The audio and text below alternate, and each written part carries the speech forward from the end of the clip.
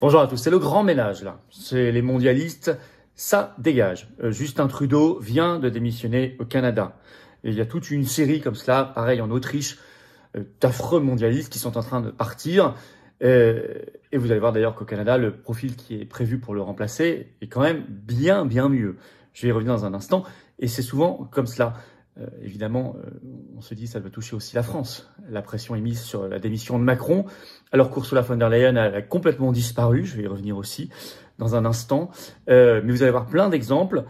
2024, on a vu que ça a bougé, ça a accéléré. 2025, c'est l'année, ça doit être l'année de combat et de libération. C'est l'année qui commence sur les chapeaux de roue, où on voit un grand ménage qui est fait. Alors ça doit nous donner envie de nous battre encore plus, nous ici, Français libres, résistants, patriotes en France, pour briser nos chaînes. Et les patriotes, nous l'avons fait dès les premières heures de 2025 par cette grande manifestation au pied de l'ambassade de Roumanie en France, symbole du totalitarisme européiste, euromondialiste, pour notre libération, bien évidemment. Et nous n'allons pas lâcher l'affaire. Et donc, merci de partager cette vidéo. Pour cela, de vous abonner à cette chaîne YouTube ou réabonner. On m'a dit hier, j'ai été désabonné sans le savoir. Vérifiez. C'est un petit clic gratuit pour s'abonner à la chaîne en dessous ou réabonner. Et ça aide énormément à la diffusion des vidéos. Je vous le dis et le redis parce que il y a des vagues parfois d'invisibilisation, de censure. Donc, sur certaines chaînes qui dérangent comme celle-ci. Donc, merci de rectifier, de contrer la censure en vous abonnant par un petit clic gratuit ici à la chaîne. Bien évidemment, on est en direct ce vendredi 10 janvier à 19h sur cette chaîne. Ça, vous le savez, ça va être un très gros direct. Et je prendrai toutes vos questions, toute l'actualité française et mondiale explosive. On va la voir ensemble. Soyez là d'ores et déjà à 19h. Et par ailleurs, le 12 janvier à 15h, je suis à Toulouse en réunion publique. Vous pouvez encore vous inscrire, c'est entrée gratuite, c'est ouvert à tous. C'est sous la vidéo en description. Et le 1er février à 15h aussi, c'est entrée gratuite aussi. Je suis en Haute-Savoie, à Thonon-les-Bains. Inscription également sous la vidéo en description. Vous verrez le programme en plus passionnant. Et l'inscription, pensez-y. Voilà, je vous attends, patriotes. Vous sentez vous aussi que cette année 2025, elle est charnière, elle est cruciale, c'est un tournant, c'est une bascule, une grande bascule. Alors il faut venir mener ce combat avec nous. Le plus grand mouvement de résistance, le plus grand mouvement souverainiste de France, les patriotes. Et je vous attends, il ne manque plus que vous. Ou revenez si votre adhésion n'est plus à jour, ou aidez-nous à faire plein d'actions concrètes, à préparer d'éventuelles élections anticipées, plus d'affiches, etc., par un don. Plus de procès, plus de manifs, plus d'actions coup de poing. Parce qu'on ne peut pas le faire sinon, sans vos soutiens. On n'a pas de financement public, on n'a rien. Mais si vous êtes là, on peut tout. Et on fera tout. Et ce mouvement que je vais vous décrire dans quelques instants dans cette vidéo de libération, il concerne la France. Alors j'ai besoin de vous. Vous pouvez réadhérer dès maintenant par le premier lien sous la vidéo en description, bienvenue. Faire un don au mouvement par le deuxième lien sous la vidéo en description, bravo. Les liens sont également sur les-patriotes.fr. Je rappelle que tout ça, adhésion, réadhésion, don, donne droit à 2 tiers de défiscalisation pour vous, fait baisser massivement vos impôts et que votre compteur fiscal vient d'être mis à zéro le 1er janvier 2025 pour les dons, adhésion, réadhésion. Profitez-en. Faites baisser vos impôts. Faites pas ce cadeau à Macron et à son gouvernement. Et aidez la résistance. Bienvenue, bravo. On y va. Alors, le grand ménage, le grand coup de balai chez les mondialistes accélère le mouvement en ce début d'année 2025. Un coup de balai impressionnant, ça dégage sec. Pour parler trivialement, ils sont chassés. Alors d'abord, ce qui a fait le plus la une ces dernières heures dans l'actualité, c'est le départ de Justin Trudeau au Canada, Premier ministre du Canada, qui avait été annoncé dès le 5 janvier par le quotidien canadien The Globe et Mail, qui avait été repris ensuite dans la presse. Et ça y est, c'est tombé. Ce 6 janvier, il l'a annoncé lui-même par une allocution en disant que son départ sera effectif quand son parti aura choisi un nouveau dirigeant, parce que en même temps, il démissionne de sa position de dirigeant de son parti. Bon, les deux positions étant liées dans le système politique canadien. Mais sa démission, elle est annoncée. Elle est claire. Je rappelle que c'est une excellente nouvelle. Pourquoi ? Alors, vous avez un article de TF1 ici qui avait repris ça le 6 janvier en disant, je cite, « Il est confronté à la plus grave crise politique depuis son arrivée au pouvoir, c'est-à-dire en novembre 2015. » Je cite toujours cet article. « Le chaos règne à Ottawa depuis la démission surprise de sa vice-première ministre, Chrystia Freeland. » Voilà. En réalité, il y a une œuvre de Trump derrière ça. C'est parce que Trump, dès son élection assurée début novembre, avait annoncé qu'il y aurait 25% de droits de douane sur le Canada. Et ils n'avaient pas su comment réagir. Et ça avait affaibli un Trudeau qui était déjà très affaibli. Je rappelle que Trudeau, c'est un young leader de Davos.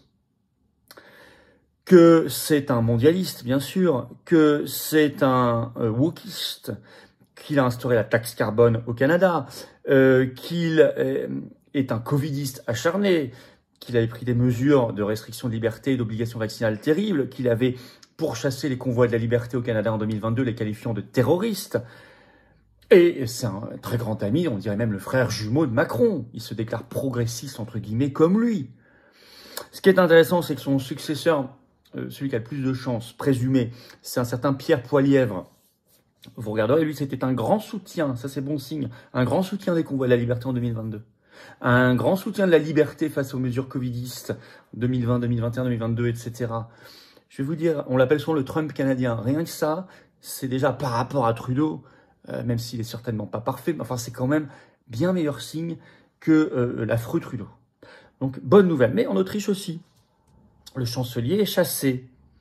Vous allez voir que c'est un sacré énergumène aussi celui-là. France 24, c'est un article du 4 janvier, 2 points. Autriche, le chancelier Karl Nehammer annonce sa démission.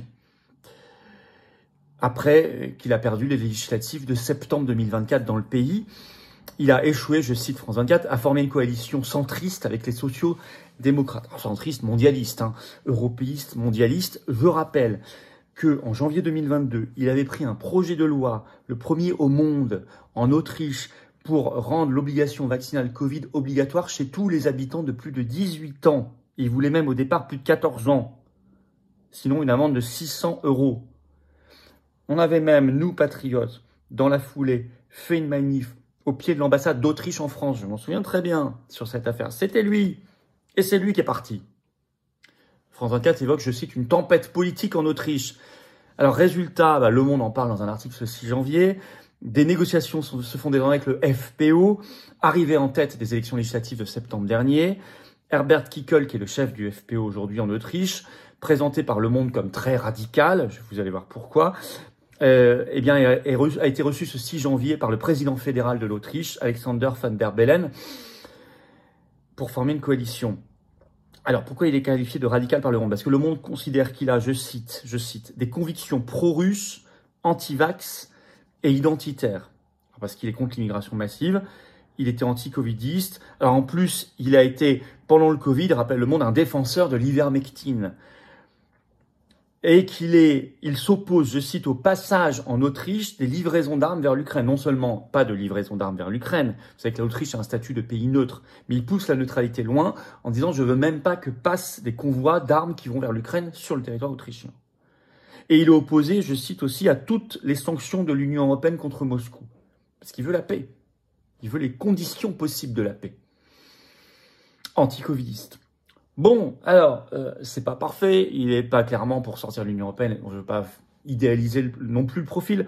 Enfin bon, par rapport à Karl Nehammer, avec ce que je vous ai dit, celui qui était chancelier jusqu'ici, c'est comme au Canada, c'est plutôt un mieux et un bon signe, parce que vous voyez les profils qui partent et les profils qui remplacent. En Allemagne, j'en ai parlé récemment, vous savez qu'ils ont dû dissoudre en catastrophe, donc il y a des élections législatives anticipées le 23 février prochain, c'est la fin d'Olaf Scholz. L'AfD est en train de monter, lui, il est pour l'AfD, ce parti-là allemand, est pour le Dexit, la sortie de l'Union européenne et de l'euro.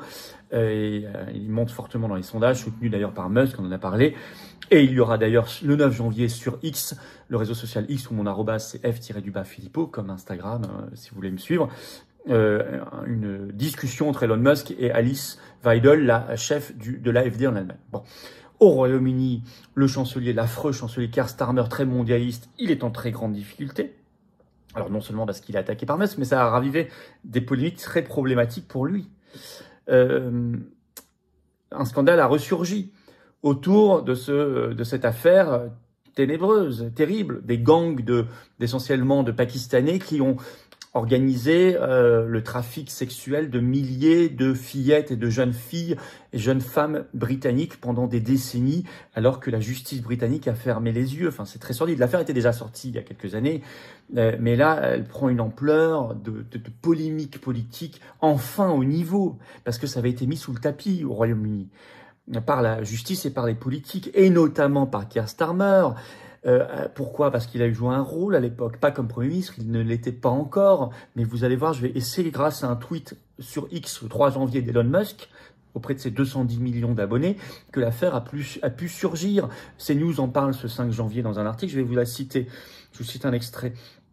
Au Royaume-Uni, les crimes graves comme le viol nécessitent l'approbation du service du procureur, le CPS, pour que la police puisse inculper les suspects. Qui était à la tête du CPS lorsque des gangs de violeurs ont pu exploiter de jeunes filles sans avoir à faire face à la justice? Keir Starmer, a écrit Musk. Donc c'est lui qui a rappelé tout ça. Donc Keir Starmer a joué un rôle délétère dans cette affaire. Dans son sillage, d'autres personnalités ont appelé à faire la lumière sur ces faits, à l'image de l'autrice J.K. Rowling ou encore de la chef du Parti conservateur, Kemi Badenoch. Un rapport indépendant commandé par le maire du Grand Manchester, Andy Burnham, publié en janvier 2024, avait souligné les manquements de la police et des autorités. Donc, ça affaiblit considérablement Keir Starmer, d'autant qu'il a mis en prison le militant Tommy Robinson, que défend Musk, alors qu'il y a des positions qui peuvent être jugées plus radicales sur d'autres sujets. Mais je veux dire, sur ce sujet-là, en tout cas, il avait raison. Et son incarcération débecte énormément de Britanniques qui ne supportent pas cette atteinte aux libertés. Bon, attention, Keir Starmer, bien avant les attaques de Musk, était déjà très fragilisé au Royaume-Uni. Vous avez un article du Monde qui est toujours en ligne, qui datait du 5 décembre 2024. Le titre « Au Royaume-Uni, Keir Starmer tente de relancer un mandat déjà enlisé ». Alors, vous voyez l'intérêt du Brexit, c'est que eux, s'ils changent de Premier ministre, par exemple, s'ils mettent M. Farage, que je connais bien, eh bien, tout changera, parce qu'ils ont brisé leur chaîne. Et donc, tout dépend de leur choix à eux maintenant. Ils peuvent décider de tout changer.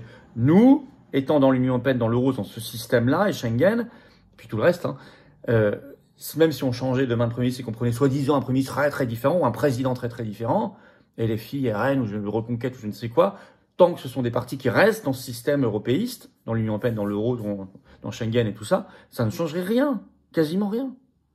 L'intérêt du Brexit, il est là. Alors, au passage, il n'y a pas que ça. Mauvaise nouvelle aussi pour le mondialisme, avec échec du coup d'État en Géorgie. Salomé Zourabichvili, qui était l'ancienne présidente de la Géorgie, elle avait annoncé « je vais rester dans mon palais présidentiel », très soutenue par l'OTAN, par Ursula von der Leyen, tout ça, d'origine française, vous le savez, mais très liée en fait aux États-Unis. Bon, et elle était à profond. Bah, elle a dû quitter son palais présidentiel piteusement le 29 décembre dernier, contrairement à ses promesses. Et ils ont bien un nouveau président, conformément aux élections. Il n'est pas pro-mondialiste. Donc ils ont perdu, le coup d'État n'a pas fonctionné.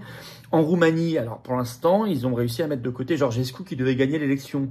Enfin, n'empêche qu'il devait gagner l'élection, ce qui est déjà bon signe. Or, il est anti-UE et anti-OTAN et anti-OMS. Mais l'affaire n'est pas dite. Ça manifeste de plus en plus en Roumanie. Et d'ailleurs, merci aux Roumains qui ont déployé une banderole hier écrit en roumain. Merci la France. Réponse à notre manifestation. On m'a envoyé les photos. C'est très sympathique de leur part et je les en remercie beaucoup. Alors, Union européenne, par ailleurs, où est Ursula von der Leyen? Où est-elle? Le 3 janvier, on nous annonçait qu'elle était atteinte d'une pneumonie sévère. Très malade. Elle avait au moins 15 jours d'arrêt, plus rien sur son agenda. Où est-elle? Même le journal EU Observer, qui est plutôt européiste, ce 6 janvier, publie ceci. Je cite. La pneumonie de von der Leyen bouleverse l'agenda de l'Union européenne. La maladie soudaine, écrivent-ils, de la présidente de la Commission européenne, Ursula von der Leyen, la verra, elle et les 26 autres commissaires de l'UE, reporter un voyage qui était prévu en Pologne cette semaine.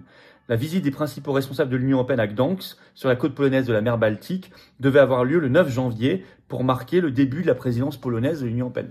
Tout ça est annulé. On ne sait pas bien où elle est. Quant à Macron, il est toujours là. Mais vous avez un Bayrou déjà enlisé, vous avez même le JDD qui a sorti le 5 janvier l'hypothèse, qui évoque déjà une hypothèse Bernard Cazeneuve à Matignon après la chute du gouvernement Bayrou. Donc si on parle déjà de ça, je ne sais pas si ce serait vraiment Cazeneuve, c'est pas du tout évident, mais en tout cas, il y a déjà dans la presse l'hypothèse de la chute du gouvernement Bayrou, c'est dire. Et Macron, vous avez un sondage qui est sorti avant-hier, ce 3 janvier, au Doxa pour le Figaro, qui montre que 61% des Français veulent sa démission. C'est 2 points de plus qu'en décembre et 7 points de plus qu'en septembre, dans ce sondage.